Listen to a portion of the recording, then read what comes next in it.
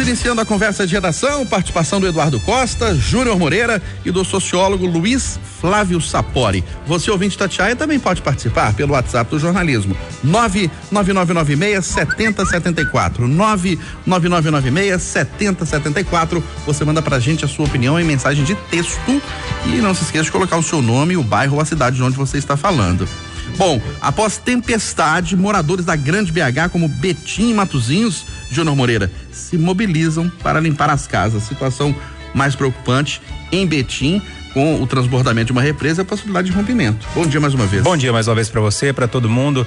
Mas está que choveu muito de madrugada, né? Aqui na região do bairro Bonfim, onde nós estamos, a chuva começou ali por volta de 4h15 da manhã e foi uma pancada muito forte. Tem chovido muito esse fevereiro, inclusive nós trouxemos hoje no Jornal Itatiaia, eu também trazia ontem aqui o volume de chuva que é muito grande, né? Com essa água toda caindo não tem jeito, né?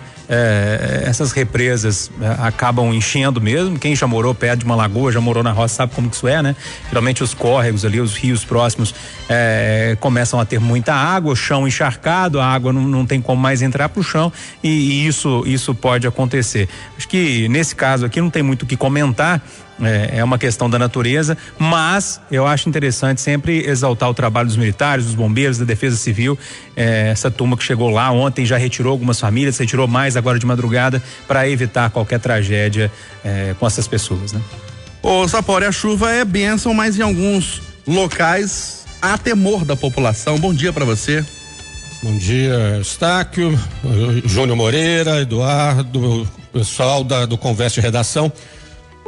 Não há dúvida, Eustáquio, que momentos como esse, né, com uma temporada tão expressiva de chuvas, os riscos aumentam, né? Não há dúvida, isso é contumaz, isso não há novidade nisso.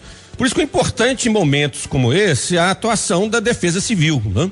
A Defesa Civil tem um caráter não apenas reativo, mas também preventivo, de diagnosticar problemas, né, de riscos de tragédia, de rompimento de barragem, como é esse caso, né, que nós estamos conversando aí lá em Betim. Então, mais do que nunca, a Defesa Civil tem que se fazer presente. A Defesa Civil, né, com a sua equipe técnica, tem que de alguma maneira evitar, né, a vitimização indesejada, né, tragédias maiores. E vamos aguardar, né? A chuva é sempre bem-vinda, né? Encher barragens é sempre bom, né? Evitar a escassez de água é sempre fundamental, mas toda e qualquer medida no sentido de conter e de evitar tragédias maiores é fundamental nesse momento. E volto a dizer, a Defesa Civil Estadual e com as defesas civis municipais devem atuar de maneira decisiva nesse momento. E ainda não terminou o período chuvoso, né, Júnior Moreira? Ainda temos pelo menos mais um mês aí e a meteorologia, o Instituto Nacional de Meteorologia afirma que deve-se confirmar a previsão de que fevereiro será o mês mais chuvoso da história. Exatamente. Se continuar do jeito que tá, né? Se a gente for dobrar, né, a quantidade de dias com a quantidade de volume, com certeza vai ser o fevereiro mais chuvoso dos últimos 40 anos. Se não me falha a memória, ontem eu tava com esses dados em mãos, Eustáquio, tô com medo de errar, mas 1968, 400 e tantos milímetros, né? Foi o ano que mais choveu na história, né, da série histórica, que é medido pelo Instituto Nacional de Meteorologia, também pela Defesa Civil de Belo Horizonte. De qualquer forma, esses entreveros acontecem, né? Infelizmente, o importante é a gente ter uma resposta rápida, como foi dada pela Defesa Civil. Oi, Eduardo, Oi, pois não, Júlio, diante desse momento, então tem o lado ruim, obviamente, das tragédias, o risco de rompimento de barragem, mas também as barragens que atendem as energias elétricas, né? Elas devem estar bem lotadas, né? Supõe-se então, Júnior Moreira, será que nós podemos antever alguma redução na conta de luz da energia elétrica nas próximas semanas e meses, Júnior Moreira? Esperemos para ver essa bandeira, né, tarifária. A bandeira verde? Será que ela vem a bandeira verde a partir de agora? Ô Eduardo, a gente sabe que o volume de chuvas está maior nos últimos tempos. É conviver com isso e autoridades auxiliando a população? Bom dia para você. Bom dia para todo mundo. É isso, a chuva é bênção. A chuva é bênção. Ela cai do céu, não é à toa. E ela é unida, né? Um pingo só não faria diferença, mas ela desce bilhões, trilhões de pingos e forma enchente e gera energia na queda. Quer dizer, é toda perfeita. Nós é que não preparamos as cidades, fazemos tudo errado, né? A gente vai e pede a aprovação de um prédio na prefeitura, a prefeitura vai lá e confere que tem um espaço deixado para grama ou jardim, para absorver água. Quando a gente pega o Habite, a gente vai lá e cimenta e faz playground para as crianças, estacionamento para carro. E a gente vai fazendo e chega uma hora que a cobrança vem. Agora a tendência é maior aquecimento do planeta, as chuvas serão sempre mais contundentes e temos que sofrer calado, reclamar da chuva e botar a culpa nela, nem pensar, senhor Eustáquio. Ô Eduardo, e a prisão desse deputado bolsonarista Daniel Silveira do PSL do Rio de Janeiro, hein? Ele divulgou um vídeo com ofensas a ministro do Supremo Tribunal Federal e foi preso pela Polícia Federal lá no Rio. Eu acho que hoje vai ser um dia muito decisivo para o futuro do Brasil enquanto nação, que quer a preservação do Estado de Direito, mas que quer também um ambiente de respeito mútuo. Eu estava me lembrando, senhor Eustáquio, do dia em que o ministro Alexandre de Moraes tomou uma série de decisões contra pessoas queridas do presidente da República, ou a ele vinculadas, direto ou indiretamente, e a reação dele, que poderia sim ser explosiva no quarto, na sala da casa dele, numa reunião com os ministros, mas ele declarou em alto bom som para o Brasil: chega, porra. Foi o que a expressão, você se lembra, né? Sim. E não chegou, porque só estava começando. Essas atitudes assim têm estimulado alguns cidadãos a exageros. Os bons criminalistas vão dizer: não pode o Alexandre de Moraes instaurar um inquérito, apurar, condenar e mandar prender. Faz sentido essa observação. Mas também o cara não pode vir num vídeo defender a volta do AI-5, quem viveu sabe o que foi, e muito menos propor, ainda que indiretamente, violência contra 6 ministros do Supremo Tribunal Federal. Tem alguns que me dão nojo, é verdade, mas a instituição tem que ser respeitada. Por isso mesmo que tem o juiz em Brasília, porque nós estamos botando cada vez mais gasolina num fogo que está só esquentando, senhor Estado. Você acha, Júnior Moreira, que essa prisão pode coibir outras manifestações antidemocráticas? Eustáquio, eu acho que não.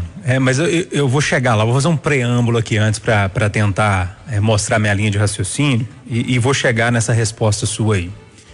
Porque a discussão é grande, como o Eduardo disse, inclusive no meio jurídico, né? Se é liberdade de expressão ou não, se pode prender ou não, enfim, tem uma discussão jurídica aí que eu não vou me atrever a entrar no meio dela. Eu liguei agora há pouco para um colega que é advogado constitucionalista, falei: olha, me ajuda nisso aqui, o que você acha disso tudo aqui? Uma pessoa que eu confio. Ele me disse assim: Júnior, artigo 53 garante a imunidade parlamentar no exercício do mandato, ponto. Mas não para o cometimento de crimes. Aí a gente tem que pensar: houve cometimento de crimes? E aí eu deixo o ouvinte pensar. Ele acusa abertamente os ministros de cometerem crimes, incluindo envolvimento com o narcotráfico. Para mim, o deputado cometeu um crime aí. Porque se ele está falando que tem ministro envolvido com o narcotráfico, ele tem que provar, né? Há uma clara incitação à violência contra os membros da corte, Fachin em particular, cometendo crime também. E aí ele continua numa escalada e ainda desafia os ministros a uma reação, né? Então, na minha opinião, ele cometeu crimes. Se ele cometeu crimes, essa imunidade parlamentar não serve nesse caso, né? Agora, você me perguntou o que pode dar, o que você acha que vai dar. Olha, nós temos hoje na Câmara Federal uma deputada acusada de matar o marido ou mandar matar o marido, de diversos outros crimes, que usa tornozeleira e faz seu trabalho normalmente.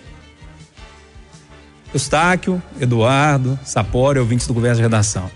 Se uma deputada acusada de matar o marido com diversos outros crimes roda normalmente, tem direito a voto na Câmara Federal, vocês acham mesmo que esse deputado que cometeu os crimes na fala, né, na incitação, injúria, calúnia, difamação, enfim, contra ministros do Supremo, que hoje são tão questionados por grande parte da população, vocês acham mesmo que a Câmara dos Deputados não vai proteger esse deputado e vai mandar soltar ele hoje mesmo?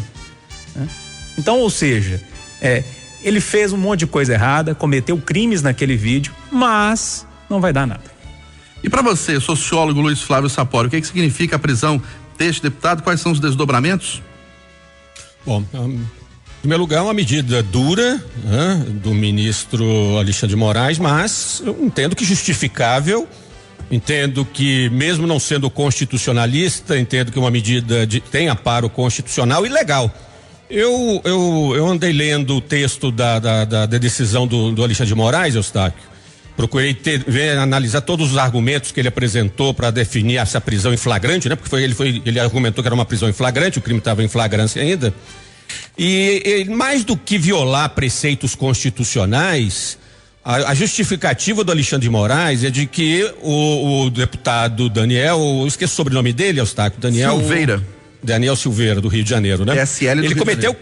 Cometeu crime sim, viu, Júnior Moreira? E a base é uma lei federal, a lei 7.170, de 14 de dezembro de 1983, Júnior Moreira. Agora, Eduardo, sabe que lei é essa, Eduardo? A famosa e famigerada Lei de Segurança Nacional. Olha que interessante. Olha que interessante. A lei que foi instituída já no final da ditadura militar, ainda no governo militar, uma lei que não sofreu alterações pós-Constituição de 88, né? É uma lei que não passou por uma filtragem, né, dos princípios da Constituição cidadã, mas ela está em vigor. Olha que ironia da história, Eustáquio. O deputado, né, o senhor Daniel, que defende a volta da ditadura militar, que defende, né, que critica as instituições democráticas, volta do AI-5, ele agride uma legislação do próprio governo militar. E nesse sentido há um amparo legal e me parece justificável. Eu estava lendo alguns artigos dessa legislação, Eustáquio.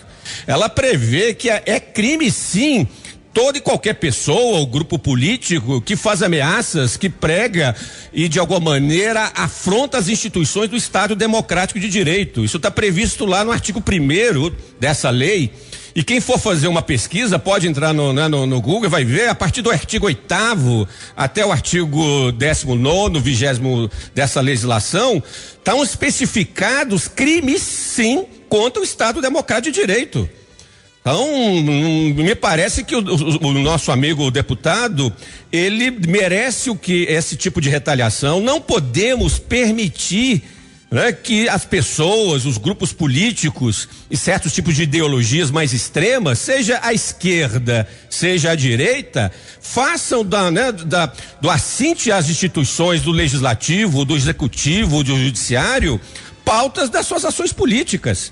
Democracia é liberdade de expressão, inegavelmente. Muitos que estão nos ouvindo, Eustáquio, vão dizer, bom, mas quer dizer que a gente não tem mais liberdade de pensar e de expressar as ideias? Não, a liberdade de opinião permanece. Só que na democracia, ouvintes da Itatiaia, há limites. Há limites à liberdade de expressão. E o limite é até o momento que você não apregoa e defende o próprio fim da democracia. Aí não há Estado de Direito que possa persistir e possa se sustentar. Então, por mais difícil que seja, a gente tem que reconhecer que estamos recorrendo a uma lei, né, da década de 80, ainda do governo militar, que é a Lei de Segurança Nacional. Devemos perceber que ela é necessária. E aí, se me permitem, para terminar minha fala, é hora do Congresso Nacional fazer uma atualização dessa legislação. É hora do Congresso Nacional, que não o fez até hoje, Eustáquio. Essa lei de 1983, repito, Lei 7.170, de 14 de dezembro de 83, ela continua em vigor. Seria necessário uma atualização, uma remodelação dessa legislação para definir com mais clareza e mais precisão os crimes contra o Estado Democrático de Direito. Eustáquio? Sim. Eu até lamento te pedir isso, porque os dois temas que nós temos para hoje são ótimos.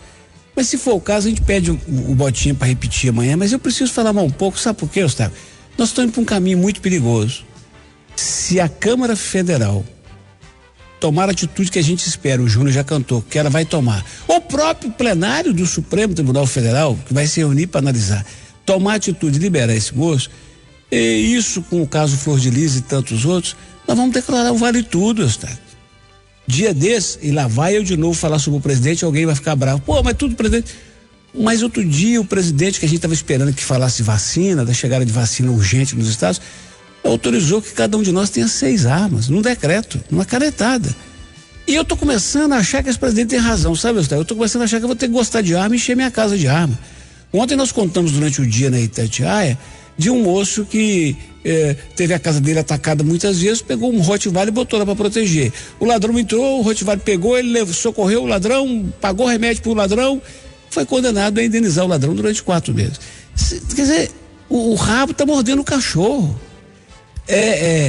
Mas e a liberdade de expressão? Gente, às vezes até reclamam. Eduardo, você critica muito o Zema, o Calil, mas quando você vai entrevistar, você fica mansinho. Não fico mansinho, eu fico respeitoso. Poxa, um é prefeito de Belo Horizonte, outro é governador do estado. Se a gente não respeitar, eu já disse aqui, eu vou repetir, eu tenho asco de ver a cara do Gilmar Mendes, sabe? Me faz mal mesmo, mas mal mesmo. E eu que sou uma pessoa que peço a Deus para não sentir isso em relação a ninguém, mas eu sinto mal. Mas daí eu dizer que tem que atacar o Gilmar, dar porrada na família dele e fechar o Supremo, se a gente não botar limite nisso, amigo, onde é que nós vamos parar? Eu quero reforçar o argumento é importante a gente permanecer nesse tema. Eu reforço esse argumento do Eduardo. As pessoas, todos nós como cidadãos, numa democracia, Eustáquio, Eduardo, né, Júnior, temos direito de criticar os políticos, os ministros do Supremo, não é isso? Eles não são intocáveis, não. Ninguém está dizendo que eles não possam ser, de alguma maneira, né, criticados, apontados seus defeitos, suas anomalias. Mas outra coisa são as instituições. Defender fechamento do Supremo Tribunal Federal, defender ditadura militar, volta das Forças Armadas ao poder, isso é defender o fim da liberdade de expressão.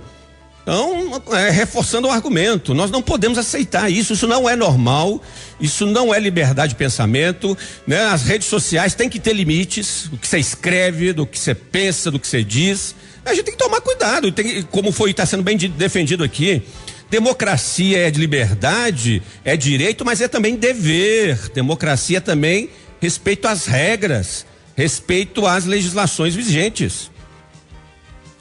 Bom, e mais uma polêmica aqui, ó. A igreja lança a campanha da fraternidade com ameaça de boicote por suposto apoio à causa LGBT, Júnior. Tristeza isso, Eustáquio. Esse é um assunto também que eu queria ter pelo menos uma meia hora pra gente discutir aqui. Porque vai me dando uma tristeza, e eu que sou católico, ver uma igreja tão dividida assim por causa de política, né? Simples e puramente por causa de política.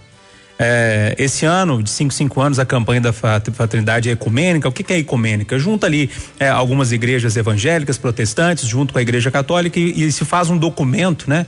Unindo todas essas denominações para falar sobre determinados assuntos. E esse ano, em determinado ponto do texto, eles colocam ali como é que eu vou dizer, números, né, sobre a violência contra grupos como LGBT, mulheres, negros, enfim. E aí tem uma turma que não consegue ler nada, não consegue interpretar nada. Se tiver uma palavra assim, ó, LGBT, acabou, tá tudo errado, não consegue ler e interpretar. Primeiro eu convido as pessoas então a lerem o texto. Eu fiz isso agora pela manhã. Porque vale a pena entender o que as pessoas querem dizer para depois discutir aquilo. Porque muitas pessoas ouvem uma opinião colocada por um determinado grupo, uma determinada pessoa e sai replicando aquilo como se aquilo fosse verdade, o que estivesse ali escrito no texto. Então, primeiro, gente, quero dar essa sugestão para os ouvintes. Antes de discutir qualquer coisa, leia o documento oficial para depois a gente chegar a uma conclusão, né? O documento não aponta nenhuma questão doutrinária. Aponta e pede um acolhimento, né, do público LGBT, dos homossexuais, né? Um acolhimento. Foi o que Jesus fez na vida pública inteira, né? Acolher o pecador, ir de encontro a essas pessoas, né? Eu realmente, quando eu escuto algumas pessoas falando, eu falo, gente, que igreja que esse pessoal acompanha? Que Bíblia que essas pessoas leram, né? O que eles escutam dos pastores, dos padres naquele momento? Qual Jesus que esse povo confia? Que esse povo, sabe, eu fico, gente, não é o mesmo que eu leio, que eu interpreto e que eu acompanho, né? Ou seja, gente, nada mais do que a campanha da fraternidade esse ano, que é uma campanha ecumênica, que é uma coisa linda. Eu sou de uma comunidade, eu participo de uma igreja aqui em Belo Horizonte que tem essa vocação ecumênica. Que é lindo você juntar todas as igrejas, todos os povos, as diferentes denominações. Nada mais do que pede para que nós discutamos e protejamos essas pessoas que são tão marginalizadas no mundo de hoje. Ou seja, nada mais do que Jesus fez quando tinha vida pública. O padre Jorge Alves Filho, que deu entrevista ao Jornal da Itatiaia, falou justamente isso. Ele não está defendendo ideologicamente um grupo específico, ele deve estar defendendo os marginalizados da sociedade, aqueles que sofrem mais, que são mais violentados, que são menos favorecidos socialmente ou financeiramente, hein, Eduardo? A igreja não pode defender o ser humano. Peraí. Por essas e outras, que às vezes eu fico constrangido, que minha mãe me ensinou o caminho da igreja há muito tempo, que eu converso com Deus 3, 4 vezes ao dia, normalmente para agradecer, e não sinto falta da igreja. E a sua opinião, Sapori? Olha, a única coisa que eu tenho a dizer é que a campanha da fraternidade é um momento muito importante, né, do Brasil, da história do Brasil, todos os anos. Ela tem uma relevância na problematização de temas coletivos, não apenas individuais, espirituais. E não é a primeira nem a última vez que setores mais conservadores do cristianismo, não vou falar só do catolicismo, mas do cristianismo, reagem negativamente da campanha da fraternidade. Não é a primeira nem a última vez, e que vem essa campanha que é muito bem-vinda. Eles nunca leram, Sapori, eles nunca leram a parábola do bom samaritano. Samaritano. Exatamente. Não, eles nunca leram nada, nem o documento que foi divulgado essa semana pela CNBB, né? Impressionante essa discussão. Sinal eletrônico da Itatiaia marca 9 horas em ponto em Belo Horizonte, final do Jornal da Itatiaia, primeira edição.